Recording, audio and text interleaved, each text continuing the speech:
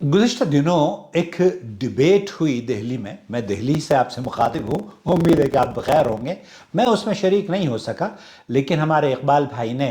वो live transmission जो हो रही थी सोशल मीडिया पर, वो लिंक भी हमें भेजा और हमने उसको देखा भी और सुना भी। हमारे भी कुछ, मैं इसके बाद एक वीडियो बनाने वाला हूं जो एक साइल ने सवाल किया है, उसका जवाब तफसील से दूंगा। अलबत्ता इसी ज़िम्न में एक और तहरीर मेरे नज़र से गुजरी जिसमें मौसूफ मुफ्ती साहब और मुल्हिद गुस्ताख का मुनाजरे के उन्वान पर बाज़ तल्ख पहलुओं पर गुफ्तगू करते हुए नज़र आ रहे हैं। वो साहब असल में तबसरा और तज्जिया करने में बड़ी महारत रखते हैं। तनकीदी हर पहलू से कोई भी वीडियो या कोई भी दुनिया का आदमी ऐसा नहीं है जो उनकी नज़र में या किसी और की नज़र में भी बच सकता हो। तनकीद करना तो बहुत आसान है, तनकीद के लिए तो दरवाजे खुले हैं, लेकिन सवाल ये पैदा होता है कि मोहतरम, आप जब ये कह रहे हैं कि सलफ़ी नुक्ताए निगाह से इस मसले को हल करना चाहिए था, या लोगों को ये मशवरा दे रहे हैं कि जनाब जो सलफ़ी मकतब फ़िक्र है उसमें इसका सही जवाब मौजूद है, और इमाम इब्न तैमिया रहमतुल्लाह अलैह और दीगर अहले इल्म ने इस तरह के लोगों को इनका ताक़ुब भी किया है और सही तौर पर रहनुमाई भी की है। लेकिन मैं जो सवाल यहाँ पर ये पैदा होता है कि मोहतरम, आप बहुत अच्छी गुफ्तगू कर रहे हैं, आप एक इदारा चलाते हैं, बहुत बड़ा इदारा आप कई शहरों में रन करते हैं हिंदुस्तान में, और आपके इस इदारे से या इन इदारों से लातादाद लोग हर साल फरागत हासिल करके मुल्क के अंदरूनी मुल्क में भी और बैरूनी मुल्क में भी, इवन जामियात इस्लामिया या उम्मुल कुरा या दूसरी बड़ी यूनिवर्सिटीज़ में आपके तलबा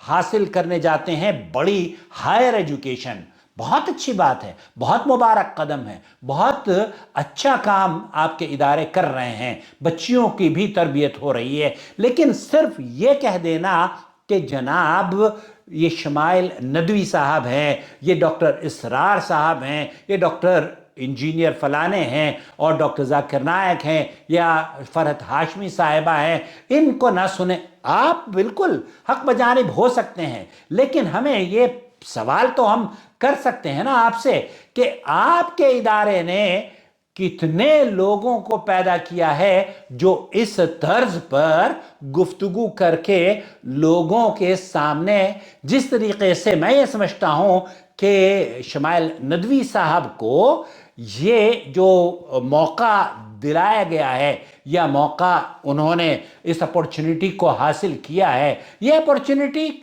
हमें और आपको भी मिल सकती थी, लेकिन शायद मेरी कम इल्मी या आप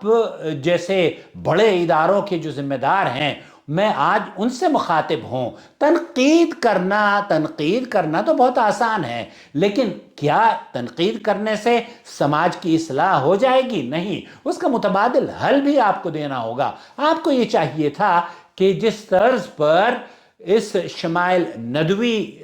नौजवान ने, इससे क़तई नज़र कि हमें उसकी सूफियत से, उसके अकायद से, उसके मुनहरिफ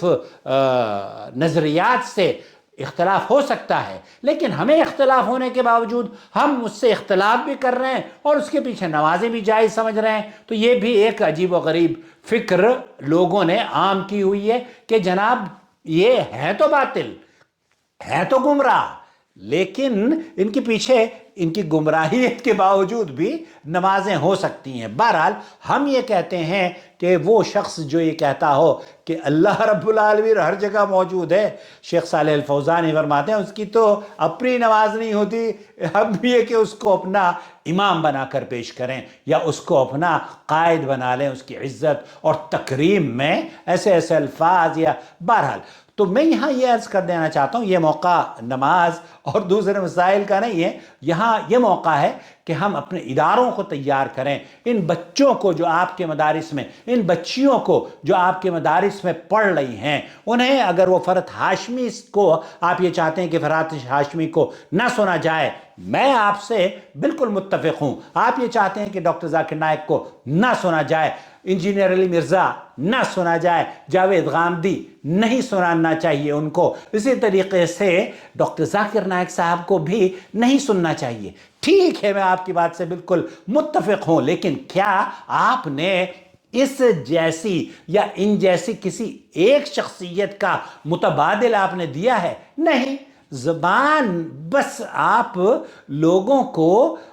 مشورے دیتے رہیے. عملی طور پر کیا وجہ ہے کہ آپ ایک ادارہ، ایک انسٹیٹیوٹ یا ایک ایسا دیکھیے، دارالعلوم دیوبند نے گزشتہ دنوں جب ہم لوگوں نے جدہ میں شیخ معراج ربانی اور شیخ توصیف الرحمن راشدی کی تقاریر کا ہم نے سلسلہ شروع کیا، تو انہوں نے کیا کیا؟ انہوں نے کیا کہ ایک ایسا ادارہ قائم کر دیا جس ادارے کے تحت محترم وہاں پر جو باطل نظریات ہیں نا، ان کے تعاقب کے لیے وہ اپنے بچوں کو تیار کر رہے ہیں. اب آپ اگر وہ اپنے بچوں کو تیار کر رہے ہیں تو اہل حدیثوں، سلفی منہج کے جو چاہنے والے ہیں یا سلفیت کی فروغ دینے والے ہیں یا سلفیت کا نام لے کر امت مسلمہ کو ڈیوائیڈ یا سلفیوں میں ہی ڈیوائیڈ کرنا چاہتے ہیں، تو کیا انہیں یہ نہیں چاہیے کہ اپنے اس ادارے میں یا اپنے اداروں میں ایک ایسا شعبہ قائم کریں جس شعبے کے تحت آپ یہ باطل نظریات، چاہے وہ یہ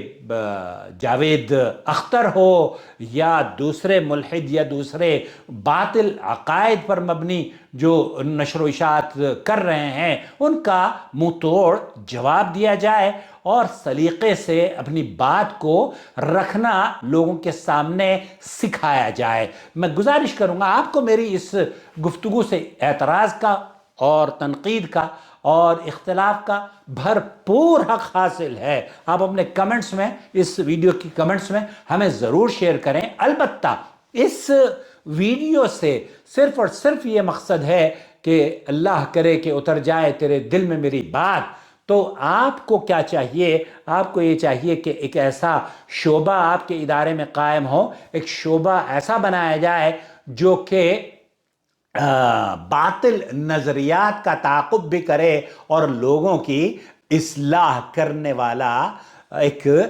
شعبہ اور ایک ایسا ادارہ وجود میں آئے جو کہ لوگوں کی اصلاح کرے. میں معذرت چاہتا ہوں اگر آپ کو پیچھے سے کچھ چیز اس طرح کی نظر آئی ہو، لیکن یہ ایڈورٹائزمنٹ ہے. مجھے امید ہے آپ اس ویڈیو کے پیغام کو سن رہے ہوں گے، سمجھ رہے ہوں گے، اور مجھے یہاں بھی دیکھ رہے ہوں گے، اور پیچھے محمد عاقل صاحب نور ٹی وی جدہ کو سبسکرائب ضرور کر لیجئے پلیز. ہمیں